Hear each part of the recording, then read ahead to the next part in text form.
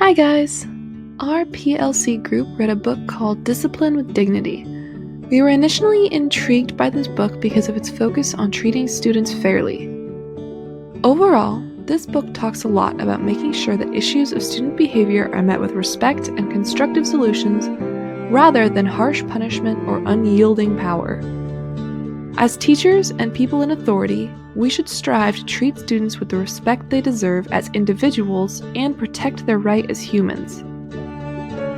Additionally, this book emphasizes building relationships, in conjunction with utilizing quality curriculum and professionally qualified teachers, to reach academic success. If students and teachers are able to trust one another, the need for harsh or humiliating punishment decreases. The first section, chapters 1 through 4, address ways that teachers can respect their students. A major point we highlighted as a group was the difference between punishment and consequences. Teachers need to be mindful of what they are communicating to their students through the way that the teacher reacts to student behavior. Punishment develops a culture of humiliation and shame. Consequences, on the other hand, correct behavior or show students the weight of their actions, but doesn't serve to strip students of their dignity. An example of the difference between punishments and consequences might be, for example, if a student was misusing a device. A punishment would be for that student to go to the principal's office or have to write lines or something that is unassociated, whereas a consequence would be maybe having that device taken away. Punishments serve to have students suffer, consequences have students correct behavior. Traditional behavioral strategies of threats, punishments, and rewards are discussed in this book. These strategies are oftentimes futile because students do not connect the misbehavior to the harsh treatment and are not changed long term. These chapters challenge teachers to help students understand one another. In today's increasingly diverse world, it is more important than ever that teachers help students understand their differences and teach the weight of their actions. Teachers need to teach students to respect one another and to respect the things that make us unique. This section offers some tips for teachers too. This section emphasizes the importance for teachers to not let their emotions get the best of them. Anger doesn't serve a constructive purpose when it comes to teacher-student relations. Self-control from a teacher can show students how they should behave. Teachers can show students what they expect from them, as well as helping students trust teachers as people that will always be there to support them. These chapters also emphasize the importance for teachers to not let biases or stereotypes cloud their judgment and change their treatment of students. According to our book, oftentimes boys and minority students are punished more harshly and frequently than girls and majority students. This is a result of teachers not taking the time to control themselves and their actions and evaluate their biases. It also does not build a good classroom culture. Furthermore, our book advises that educators and disciplinarians should be consistent and careful with their behavioral management techniques, and especially take into consideration a student's life outside the schoolhouse gate. Fair treatment doesn't always mean treating every student the same. Rather, it means understanding where a student comes from and where they need to go. So what does this mean for us as future teachers? According to the first section of Discipline with Dignity, an educator's first priority should be to shape classroom function and correct student behavior and develop student relationships. Never to punish students and definitely not to humiliate them. Going forward as teachers, we should keep the lofty goal of making our students feel safe and comfortable in our classrooms above all else.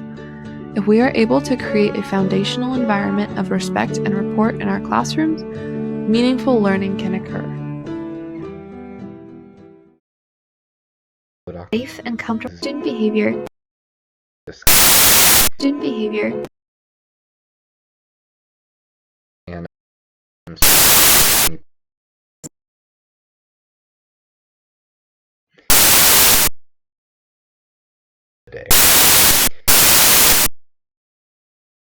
Today.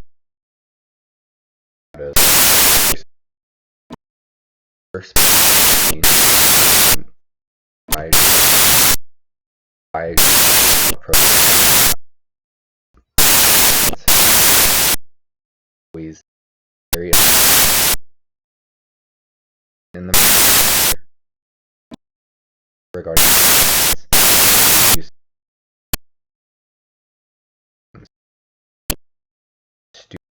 in their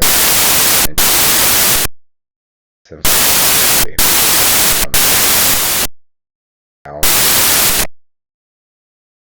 you look treatment punch or but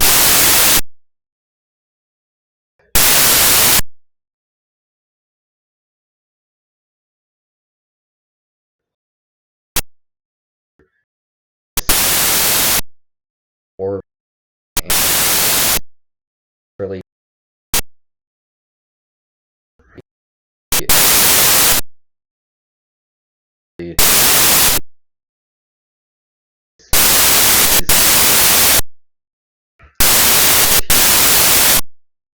unlike this teacher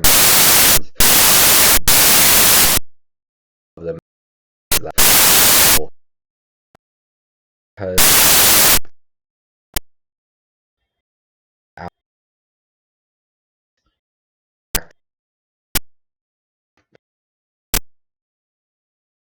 and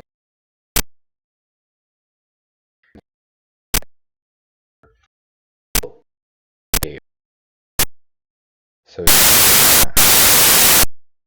higher so discusses well as a or and gold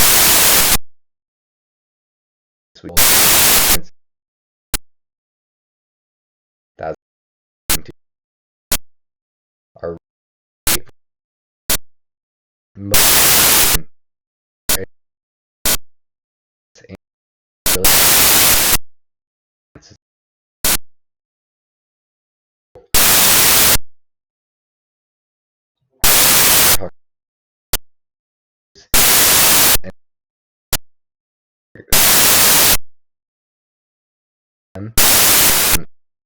to do they need to rules and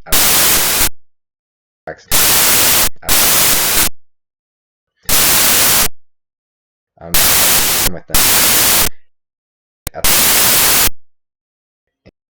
if getting right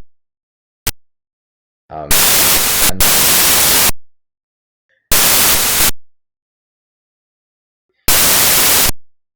that and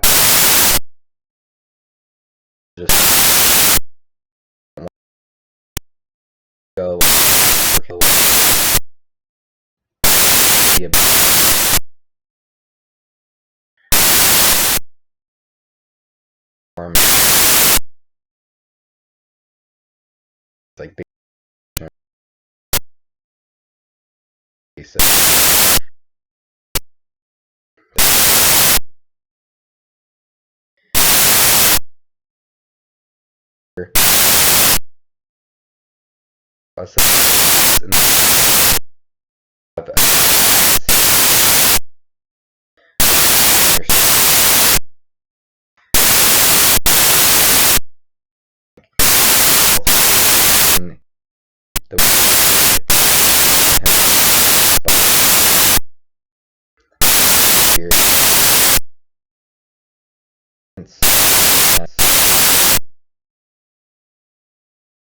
late.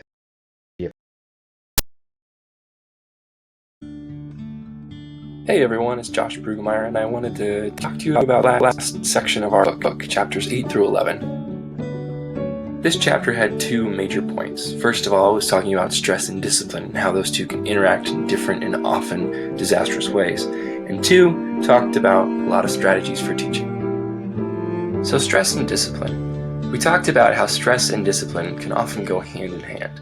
The book discussed a lot about how unmediated stress can create bad disciplinary habits in the classroom. Let's get to it. When teachers are under stress and bring that stress into the classroom, they can create three different types of teachers. First up is the please like me teacher. This one is not great because they have very little control of the classroom. Their approval depends solely on the students. You can see how this would be a problem. With no control comes no discipline and therefore very, very ineffective education. On the other end of the spectrum, we have the muscle flexor. This one doesn't care at all what the students think. They don't care if they like them at all. They're very power-based. This is also ineffective because students don't tend to respond well to teachers who don't care about what they think. They want to have input, but they don't get that with the muscle flexor. It is a dictatorship, and most students don't respond well to that. And finally, we have the Marine Sergeant. They're kind of like a first cousin of the muscle flexor. They have no flexibility and they're very prideful. They think that what they're doing is the greatest thing in the world and it's all about them. It's their show. They get to be in charge. And it's not really a great learning environment because students don't get to be included in their picture. As you can see, stress and discipline don't work well together in the classroom. That is why outside of the classroom we need to work on mediating stress. What are some different stressful management techniques that you have? Is it yoga? Is it reading a book? Anything. You need to remember to take care of yourself. If you have stress in the classroom, it will end badly, and it often results in burnout. Moving on, I wanted to discuss some of the teaching strategies that the book suggested. Incidentally, they often correlated with some of the strategies that we talked about in my behavioral management class that I took earlier this semester. Before I get to any of the examples, I wanted to talk about the three main points that we gained from this section. First, students need assurance as they progress, not manipulation. If students can figure out that they're being manipulated, they will shut down and not respond at all. What they need is assurance and validation from their teacher. Second, every student learns at their own speed. It's okay if one student isn't understanding the material you're teaching. It doesn't always mean that you're a bad teacher. Sometimes students just don't quite figure it out. They need individualized instruction. Remember that stress and learning working together in the classroom also do not heed successful results. Stress is a terrible thing to have in the classroom. And finally, learning difficulties are real, no matter how extreme. This may sound similar to my last point, but it's not. Every student learns differently. They don't always learn the same way that you're going to teach. Some of them are visual learners, some of them are auditory learners. That's okay. Just because they learn different doesn't mean that they need to be excluded. Think of different techniques and ideas for how you can teach students. So now let's get into some of the strategies that were discussed in the book. First off is a compliment sandwich. First you compliment the student, show them where they could use some critiquing, and then compliment them again. For example, hey, you did great on number 3, that was great work. You could use a little bit of work here on number 12. Oh, great work on number 14. Something simple like that. The idea is giving students individual attention, having them doing their own work during individual work time, going around and making sure that everybody's understanding what's going on. That's to help support the students learning at their own pace. One final strategy is self-assessment. Each student will be able to assess their own work and understand how they can do better next time. In summary, we really enjoyed this book and all that it had to offer us. It was very insightful, and we hope to find more wisdom by reading other resources like it. Thanks for watching.